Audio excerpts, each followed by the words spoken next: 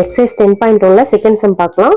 நம்ம என்ன பண்ணணும், டிஃபரன்ஷியேஷன் பண்ண சொல்லி கொடுத்துருக்காங்க. ஓகேவா? இப்போ நமக்கு sin x இது ரெண்டுமே நமக்கு பிளஸ்ல தனித்தனியா இருக்கு, மல்டிபிகேஷன் இல்ல. அதனால இது தனித்தனியா என்ன பண்ணிக்கலாம், அப்ளை பண்ணிக்கலாம் ஃபார்முலாஸ். இப்போ dy by dx equal to, இப்போ நம்ம இதை டிஃபரன்ஷியேஷன் பண்றோம். d by dx sin x plus d by dx cos x. இதுக்கு ரெண்டுத்துக்குமே நமக்கு ஃபார்முலாஸ் தெரியும். sin x அப்பனா என்ன வரும், cos x அப்பனா என்ன வரும். sin x அப்பனா நமக்கு என்ன ஃபார்முலா, cos x பிளஸ் இதுக்கு cos x அப்பனா நமக்கு என்ன வரும், மைனஸ் ஆஃப் sin x. ஓகேவா? இதோட டிஃபரன்ஷியேஷன் முடிஞ்சிருச்சு. இதுக்கப்புறம் இது சிம்பிளிஃபை பண்ண முடிஞ்சா சிம்பிளிஃபை பண்ணணும், இல்ல ஆஸ் இட் இஸ் ஆன்சர் விட்டுறலாம்.